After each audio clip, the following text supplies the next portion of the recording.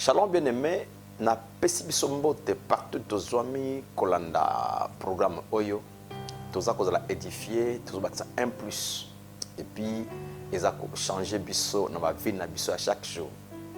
OK, to continuer troisième session. To lobela si ba réalité quotidienne face ya vie haute toza nango en Christ. Alors, tu y collé déjà quelques points que tu expliqué. Nous allons un plus les na la troisième session. Alors, c'est très important. Il y a que yebake. Tango mutandimi Yesu Masia. Akoy mwana nzambe. Statut na ya vie na ye komi mususu. Vie na ye complètement transformée. Même le kolato vivre na mokili oyo eza koto na mabe. Mais vie na biso la vie moko différente. Pourquoi? Parce que tous ko vivre na vie oyo ya likolo awana se. Donc makambo ya lola yango to vivre awana se. Alors, le problème est wapi. C'est parce que biloko mingi bana nzambe ba accepta et ça n'a rien à voir na vie na bango. Et yango eza ko sala ke bate belé baza ko vivre vie contraire na oyo bango baza en Christ. Alors, changement ya vie ya moto eza ko uta na nzela automatiquement te. Mais moto na moto ana responsabilité ya ko yeba ko découvrir oyaza nini aza nango, nani yaza, et puis qu'on applique dans la vie à chaque jour. Parce que l'erreur ba chrétien mingi basalaka baza kozela nzambe asa et la bango nzambe ce qui pas koyae ce qui peut nini je ne sais pas. Et ça on appelle le côté changer le côté. La raison pour laquelle ba session oyo soko landiango bien et que fungulo makanisi à comprendre que non nako continuer kondimaka situation oyote pour vinanga eza vie nzambe ngana mwana nzambe eza na verset mot dans bana kotanga premièrement na kina mukanda ya Galates chapitre 4 Galates 4 na verset 7 mais to bana verset 6 hein?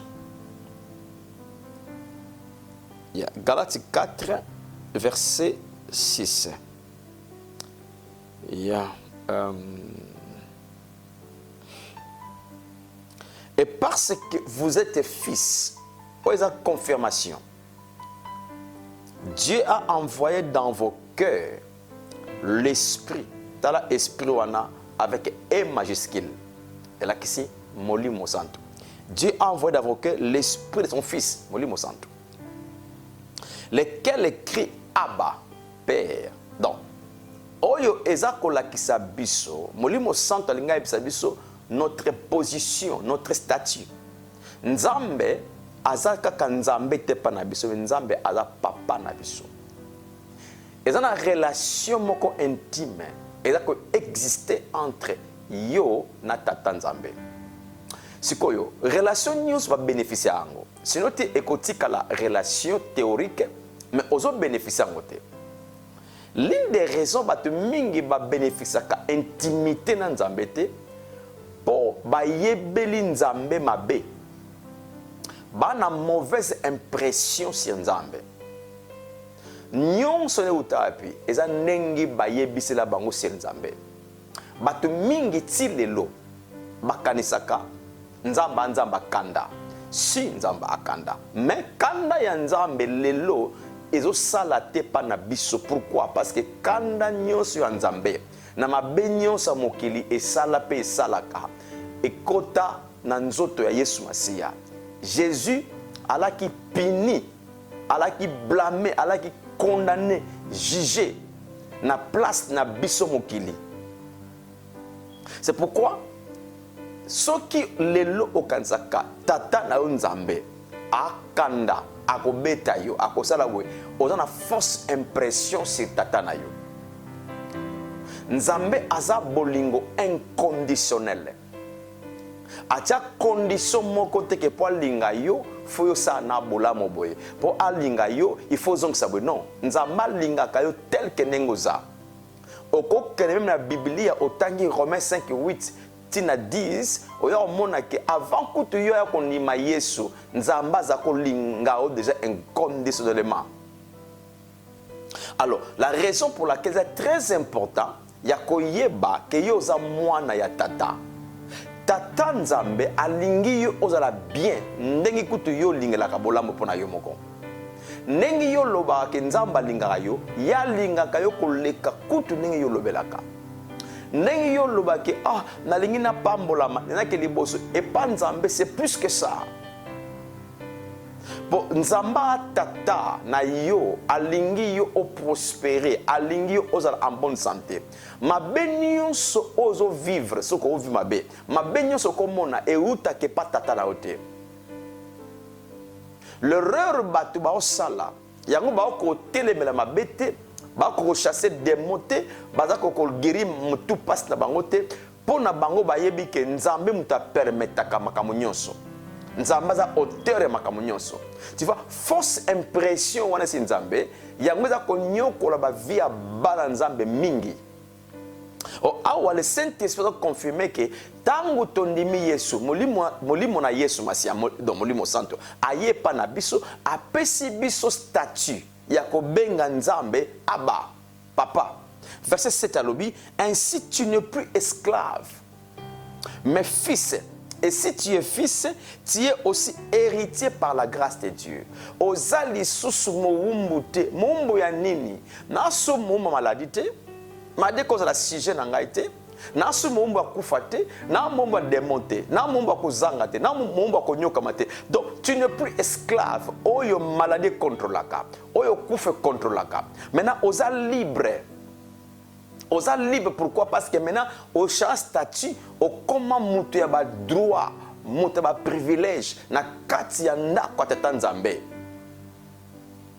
Alors le grand problème c'est que vandi wapi eza makambo biso yebi otondimela bon biso te batu ya eza makambo batu musu ba yebi pe bandimela siko makambo wana yango mutu eza ko sala bango ba vivre bongo yoke loko très bien. Connaissance ezali puissante, mais connaissance ezali aussi dangereuse. Yeah? Parce que ce qui connaissance ezamabe et détruit via moto. Moto simbiété, mais connaissance on te détruit. La raison pour laquelle tango on se discipliné yakoyoka sango malamu si la personne oyoza en Christ même koza ko vivre tant moko ya difficile ok tant difficile eza na possibilité ko changer ce qui yo comme na point ya koyeba mutu oyoza en Christ et puis ya koyeba tata na yo ndenge azelongo na yo. Yeah. La raison pour laquelle oya comprend le mot très bien babiloko mingi oyo eza kosala ke bato banyokoma eza biloko o biso yekola et puis biloko biso ndima nakena point pratique moko oyo omona bato balobaka ke liwa ebetaka porte ya mutu ndenge elingi eza makambo toyebi eza makambo bato bayebi et puis bandima yango bongo bandima ke liwa ekokoya n'importe quelle heure. Donc idée wana eza idéologie ya mutu moko créa bato bandimi yango bongo. C'est pourquoi eza kosala mabongo. Pourquoi eza te que Satan mutona aza kosala ngo non biso bato bapesi Satan kaka nzela na nzela ya connaissance pe bondimi banango.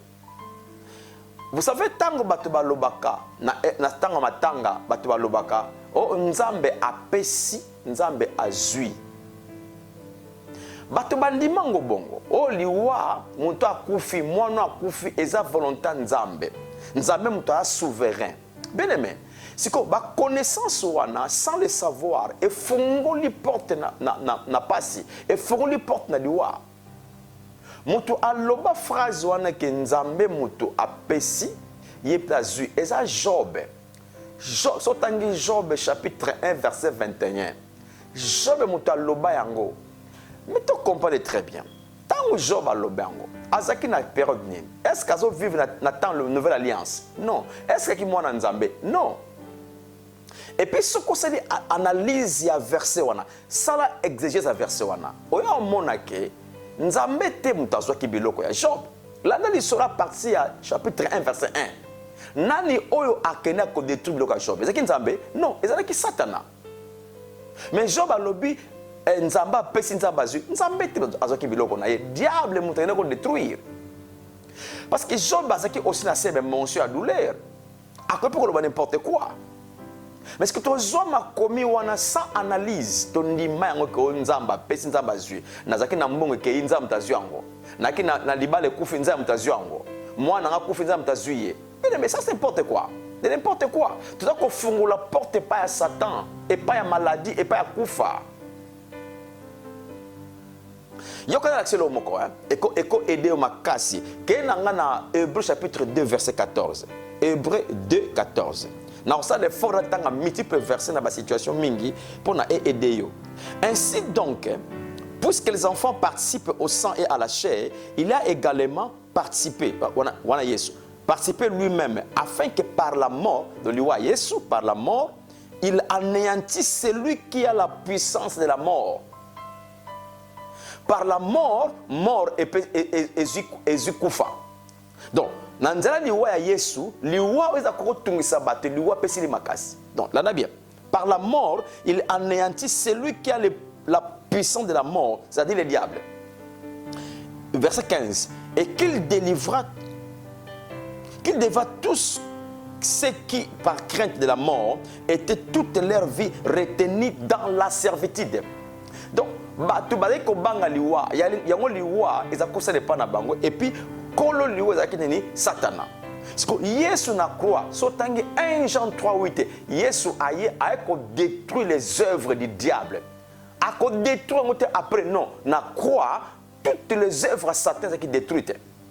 Maintenant, même liwa ezaki œuvre diable.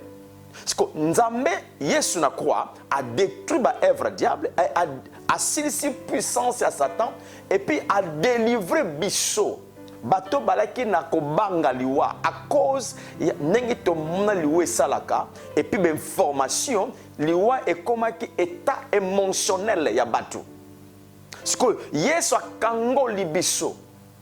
Maintenant, il y a un devoir na ngambo ya yonangai. On nous a délivré. Mais devoir les années, il faut nandi ma délivrance wana. Bato mingi bazako souffrir simplement l'année le très bien na bango loin ya condamnation simplement parce que makambo o bango ba yebi pe bandimela ezako sala bango mabe. OK, to poussa na parce na côté merci comme côté. Bato balobaka no mutako robela. C'est possible to abela parce que toi nzoto na maina makila ndako obela o toi na mokili to ko obela. Ça c'est l'ouverture ya porte ya nzoto na pas maladie. Na la fongoli porte et ça yomoko. Maladie a na pouvoir te et ça na pouvoir te na nzoto na yo. Nzoto na yo temple la molimo santo. Tozo mokanda ya 1 Pierre 2:24. Ya 1 Pierre 2:24. Nazoka phrase moko balobaka na ba pota na Yesu maladie nyonso quelques maladies maladie nyonso esi ebika zwa Matthieu 8:16-17 prophétie ya prophète Esaïe ekokisa wana nzoto ya Yesu Masia Yesu ne kulusu amemaki ba infirmité ba maladie na biso nyonso na nzoto na ye akena ngwapi akundama na yango. Donc maladie nyonso ese kenda et pas Yesu na nzoto na ikundama. Sko maladie asu na nguyete na nzoto moto andimi Yesu Masia. Soki na zu 1 Corinthiens 6. Nzoto na yo, nzoto au physique, eza temple ya Nzambe. Tu vois, donc maladie ko tumisa yote, mais parce que ton ndima que toi abatu, tozana mai na makila tonima ke maladie est possible et fungula porte na maladie yango même bana nzaya baza kobela sans le savoir biloko toyebi yango tondimela yango ta kosala pa na biso noti koyebisa bino ke connaissance c'est une forte puissance et puis connaissance aussi est dangereuse. Yeah. Alors ce qui tokoki ko changer connaissance ya vérité bondi menabi c'est comme la vérité alors vie na biso pe ko la vérité. C'est pourquoi ce monde loin de condamnation le bango batu bazo prier batu ba gêner mais ta la vie ningi ezali ezo simba kakate. Mais la prière est la parce que le problème ce n'est pas que prier parce que même prière n'a contenu dépend de la connaissance et puis na bondimi ozanango. Donc il y a malédiction. Bato balobaka likambo o oza maudit. Ah bon tozo ko vivre malédiction ko na biso. Soko zu Galate 3. Ya nazo na fond la Bible elle est pour na temps. Galate 3 bana verset 12. Oya mona balobi que Jésus a komaki maudit na place na biso ne kulusu. Azoki toutes nos malédictions. Na nzoto na ye moko. Et puis les pamboli ya Abraham et yé pas na biso pagano de bateau ba païen là qui bateau ba qui non juif. Donc ba juif ba délivrer na malédiction à loi. Ba non juif ba délivrer na malédiction et ou ta qui na premier Adam pour la nature. Et puis ba juif ba béni au travers Abraham et puis biso peut toza béni en Christ. Maintenant, où est la place à malédiction à moi nzambe? Dans la place T. Tu vois? Donc, exemple biloko essayer de renouveler connaissance pour na toi affecter nzoto na biso pour na vie à chaque jour. Na on répéter phrase oyo, biloko oyo to yebi pe to ndima, yango fongo la porte na mabe, na liwa na maladie na satan na démon. Ce que je dis comme démon, oh bah démon makasi, démon koko betayo, démon koko akoko bomayo, démon. Les gens parlent trop de la démonologie. Pourquoi? Parce que maintenant on va comme à pointer à koyeba qu'est-ce que Jésus a fait sur les démons, sur les diables. Nous mon cana Colossiens, Bible dit que Colossiens chapitre 1 verset 13 et puis aussi Colossiens 2 verset 14 à 15. Au lieu de que Jésus a dépouillé les dominations et les autorités. A dépouillé. Ce que livre Bible à ses mères, désarmé. Alongola bango makasi. Alongola bango arme. Et pas ça publiquement. Publiquement, c'est qui? Yonanga parce que nous étions à la croix avec Jésus. Tant qu'on désarmé diable, n'a pas de démon, n'ana yo présent tout le monde. Maintenant, comment nous allons parler à Satan, démon l'air nyonso, ce qui démon a comment inférieur et pas moi nzambe. Mais démon ça le yes, Satan ça comment? Parce que batu ba pesa ye makasi wana, batu ba pesa ye nzela. Au koma nesika batu ba ko beta masola diable, ba ko te ya diable, ba ko tombola diable na mateya na bango na maloba na bango.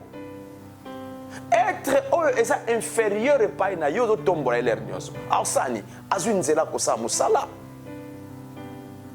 Problème mingi batu ba nango suite à fausse connaissance au batu ba yoka ba yekola et créa mentalité mokope ya mabe fausse mentalité na bana nzambe mon batu amona kaka négatif na négatif. Pourquoi? Venant ya oyo ba yebi oyo ba yekola malheureusement si lelo l'église a Yesu Masia ti lelo ezo connaît ko betaka masolo abiloko wana. Même si moi Nzambe a tourmenté, le problème est aussi longtemps que l'héritier est encore bébé, est encore immature, il ne diffère en rien de l'esclave, quoique il est le maître de toutes choses. Parce que le problème c'est l'immaturité dans le niveau de connaissance de la vérité. Ce n'est pas le problème diable. Démonter, maladie te koufate. Toutes ces choses-là négatives, elles ont ça par l'ignorance. Il y a bananzambe.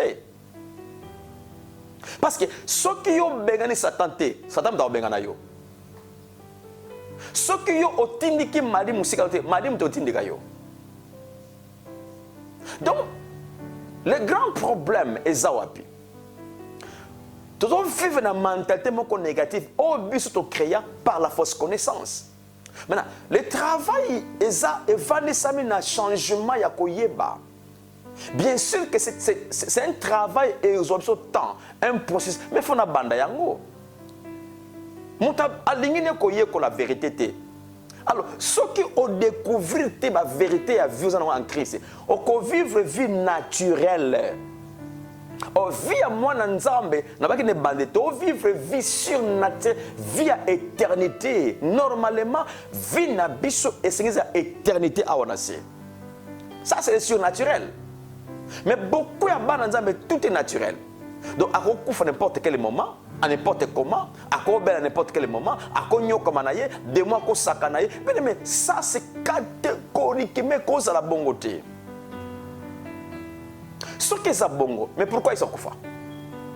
S'il n'y a pas de changement, il y a pas vie na biso, baton de maïs masia. Pourquoi lui voyez ça? Donc Jésus koufa kapoto kota lola. Non, écoutez, vie chrétienne ce n'est pas kota lola. Kota lola c'est portion, mais ça totalité vité. Les gens batu bandimi banyo comme na bango, oh to kota lola, ngana kokende na lola, ngana ebiso ke lola. Lolo kota ngote lolo ozalaka déjà kuna. Nous vivons dans l'éternité maintenant, je vous dis là. Toi nakata lola.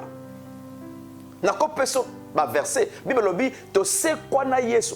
Ephésiens 2:6. To se kwa na Yesu ensemble et puis to fandi na ye na likolo na bisika likolo elongo na Christ. Yesu ça va na lola toza elongo na Yesu. Hier, nous avons prié dans Jean 17. Alobi tata. Et si kanga naza, et si kapeba oyo pesinga bazala. Parce que Yesu azab. Azana éternité. Yozab, une éternité. La vie chrétienne, déjà, mais ce qu'on a besoin, c'est vivre ce qu'on a. Mais comment ça là? Faut découvrir la vérité à vie toi nango. Ce qui obeta masola kindoki ki démon satana maladie kufa bien aimé oza komi sungate yomoko oza ko créer pasi yomoko. C'est là où on a oh Satan saliboy. Non, beaucoup de gens vont blâmer diable. Faut eza premièrement diable diable azokane ka nzela so permettre ye. Ce que diable a payé permission te azonzela te. Na pese lo moko ekolamso makanisi. Il y a des païens qui sont riches dans la finance. Il y a des païens qui ont des vies tranquilles. Il y a des païens et des païens. Il y a des vie chrétien. Ce qui est diable qui est puissant. Pourquoi qu'on détruit bangote? Pourquoi on bangote? Pourquoi akanga bangote ba zombongote? Ba vivre malamote. Pourquoi chaka malete pas na bango nyonso? Ne mon Christ sire na batu non? Pour vous dire que le diable est seulement diable, ce qu'on peut essayer permission, au fond les portes à vinayo. Ceux qui ont ignoré que oyebiyete, a osapérien panayo, il n'a pas le temps qu'on kota ya kosimbayo. Même sur la maladie, même na kufa, même dans toutes choses. Alors, tokenelo mususu, c'est très important parce que babiloko mingi to sondima. C'est parce que tu es bien au bongo, yango ezako baby ça va vie à bateau. Yoka. Le travail na biso fandi wapi. Et va na expliquer. Là le très bien. Tango mutandimi Yesu Masia, vie na yo na moment wana est comme complètement transformé. Wapi na esprit. Parce que loko yo kobosa na ngote, oza molimo. Ozana âme ofanda na nzoto physique. Ce que molimo na yo ezaka transformer na seconde wana oyambi Yesu Masia.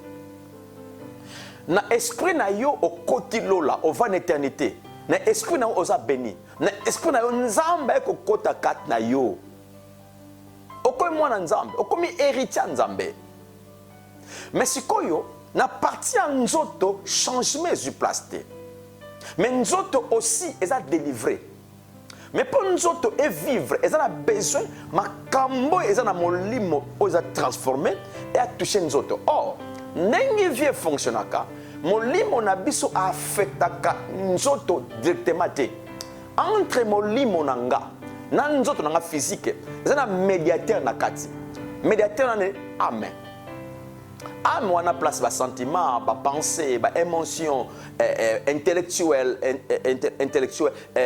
intellect amin aussi ba subconscience conscience de tout wana eza na ame so ame wana yemta toucha kan nzoto tamsaka nzoto aza médiateur entre esprit na corps so tango tondimaka Yesu molimo na biso aza en Christ akoti lola aza ndenge nzamba za mais ame na biso makanisi échanger te maloba échanger te faça ko vivre échanger te maintenant o ame wana yem to affecter nzoto so soto tiki bongo toza bana nzambe mais to connaît ko vivre na ndenge système ya kala o ame azalaka nango ke maladie o kufa alors le travail ya mwana nzambe fandisami na ame na ye yo keloko très bien esprit na yo eza kokoka oza complet molimo na yo ako changer souté ndenge oko vivre na éternité ndenge yo oza lelo na esprit na yo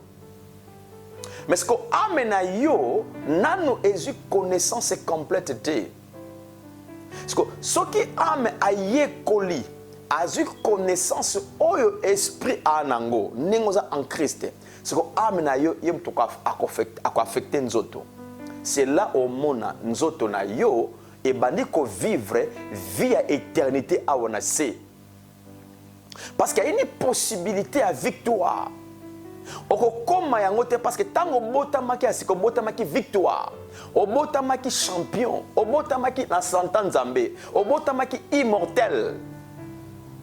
Maintenant, toute cette vie-là, en Christ, dans l'esprit, et Seigneur est touché libanda dans nzoto. Mais comment? Est-ce qu'il faut connaissance wana makambo o dans l'esprit et là ta sko âme nanga, et là ta conscience nanga, pensée nanga. Ce que tango la dit âme affectant dans nzoto.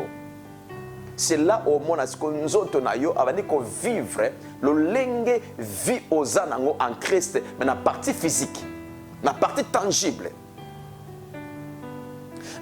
Au exemple, monsieur par exemple, si les lois sont abattus, balukaka molimo santo, balukaka nzambe sikaza. Pourquoi? Parce que oyo biso to yekola eza ko correspondre te na vie présente en Christ. Nzamba za kati na yo akotikala jamais kotika yo. Nzamba ngona molimo santo afande katno éternellement. Atika kayo jamais et c'est loko moko te yo ko sala o nzamba otika ezate parce que tango ayaki pa na yo asenga ki oza mo santu te asenga oza boule te non ayaki pa na yo na acte sala kinini ya kondima Yesu tango ndimi Yesu ayeko takat na yo donc c'est-à-dire c'est loko moko te na vie na yo oyo ko sala et ko kimisa nzambe ko kimisa nzambe libana na yo non mais au contraire tango siko oyambi Yesu nzamba koti katno afandi katno libela tango bani ko découvrir ba vie aux en Christ c'est la vie na libanda et bani ko vivre en accord na vie aux anango ya bonzambe et ça la masumba basala ka l'air nyonso simplement parce que ba yebite o bango baza tango découvrir nzamba katna yo yo zana katna nzambe bien aimé mabe okima yo o sa mabete. Donc le problème ya batu evanisami na connaissance o ba fanisa na âme na bango yango za ko affecter nzoto na bango. Batu balobela likambo ya ba lien familial. Wow, o kote ko message quoi de base ya batu belé. Yo wana bishelo moko. Ngana mona ngo eza ba excuse ya batu. Et comment m'excuse? O ba lien, o sat na prison ya Satan. wana mwana nzambe na habité. Oh, esika ba koko na bino bakanga bino place bozo souffrir. Mwana nzambe, en tout cas, je ne sais pas. Soko tangi Biblia na yo, là on nous dit, dans Colossiens 1, que nous avons été délivrés de la puissance des ténèbres. Mot ténèbres au pluriel. Ténèbres, il y a Satan, il y a malédiction, il y a maladie, il y a koufa. Donc, mot ténèbres, il englobe tous les négatifs. Oyo e wuta na mokili tango to na natira Adam. Est-ce que tango oyambi Yesu, oza délivré na biloko na so vi na yote. Soko kei na mokana 1 Pierre verset 18, au monake Yesu afuta priya makila, a kangola biso, a délivra biso, na ba vene manière, oto zwaka na ba ancêtre na biso. Wow. Sokozu Ézéchiel, non. Ézéchiel alobi, Ézéchiel 18, alobi ke, ba papa baliaki manga ya ver, minu ya bana mutu eza ko souffrir. Donc, génération, et outi na sima eza ko faire souffrir bato o baza sika. Mais Jérémie aye, Jérémie 31. Aye ko pe sa prophétie pour la nouvelle génération oyo eza en Christ. Alobi tangu génération ekoka, tangu ekoka prophétie wana ba adage wana baza koloba ke papa baliaki manga ya ver bana mine esala bango pasi ekoloba makali susu te. Pourquoi? Parce que maintenant, ce n'est plus le problème familial, c'est le problème en Christ. Mutu tango yambi Yesu Masia a commis na famille en Nzambe, Nzambe a commis tata na ye. Tu n'es plus affecté na makamba famille na yo uta na mokili. Mais si il faut yeba yango et puis faut ndima yango. Soko yebi yango ondimi yango te. Oza ko stopper quelque part. Yeba yango ke vi na yo eza siko vi ya Nzambe et puis ndima yango. Le problème est vandi. Toza ko vivre vie oyo eza ya biso te. Pourquoi? Parce que oyo ba yebisa biso pe o ba do connaître ko yebisa biso ezo concerner biso te. Ezo concerner mutu akala. Siko bozo connaître ko seku sa mutu akufa na Yesu kala. Notre vieil homme a été enseveli et ça koufa. Vieil homme on a yem talaki maudit, yem talaki na tira Adam, na tira lisumu, yem talaki na ma famille ba koko. Mais mutama koufa akunama ngana za ekelamu ya sika. Si quelqu'un est en Christ, il est une nouvelle créature. Makambo kala eleka, makambo nyonse koma ya sika. Pourquoi pas ton dit ma vérité oyo? Ce qu'on dit, il y a changer vie na libanda, il y a changer vie na nzoto.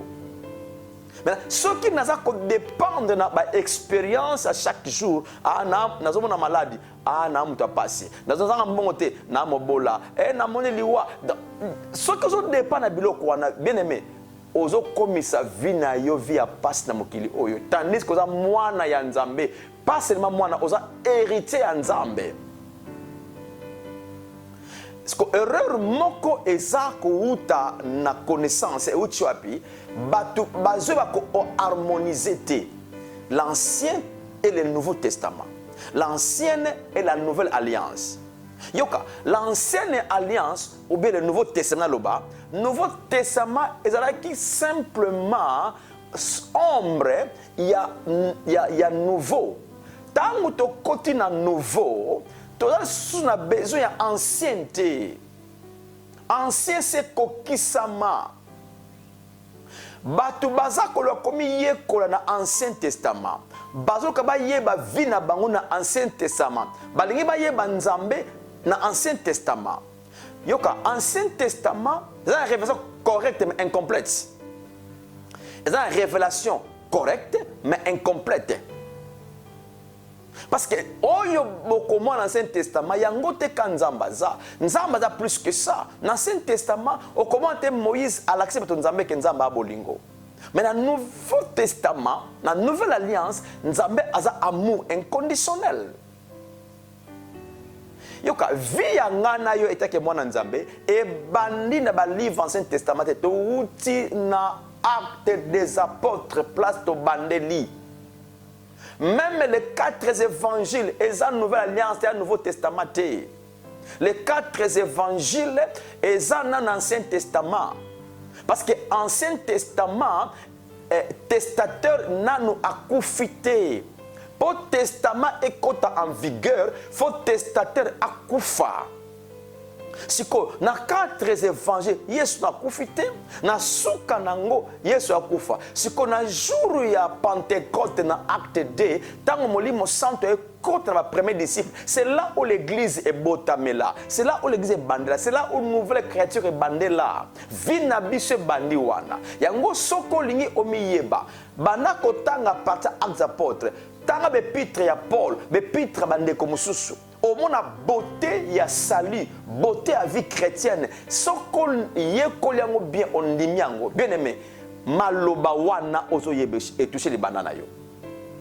La parole de Dieu est une puissance pour nous affecter biso. Maloba na nzambe zang kona soko lonyango na motema na vie na yo. Yango ko na kobota chaque jour. Soko loni nguba, ngube ko bima na sama bele e kobota. Soko ni manga, manga kobota. Donc, ce qu'on dit guérison, l'on maloba guérison na motema na yo. Kolona maladie, kolona kufate, ce qu'on dit au vivre sans liwa, l'on maloba oyo ya immortalité na kat na vie na yo. Ce qu'on dit maloba prospérité na vie, l'on maloba prospérité. Donc, la parole de Dieu c'est une semence incorruptible de l'ona. Oyo loni yango buka mena soki batu baza kolona ba négative oya mabe yango baza koyeba yango ba loni sikoyo soki ezo buka malibanda prome uchwa eza bango ba loni yango na nzoto na bango moko. Donc frères et sœurs, vie chrétienne eza kitoko koleka mais efandisami to découvrir révélation oya victoire nango en Christ déjà. La réalité physique que nous avons chaque jour est possible à changer par la semence incorruptible qui est la bonne nouvelle, l'abondance en grâce. C'est ça ce qu'on a besoin de ça chaque jour. Banango sikoyo lobe ko changer si malobe ko changer. Et ça pour na bolam na yo moko. Écoutez, kimia ngolu e fulu kisa makati na bino na ba domaine sa vie na bino. Na kombo na Yesu. Un grand merci pour na koyo kabiso et pour na koye ko l'ensemble. Merci. À la prochaine.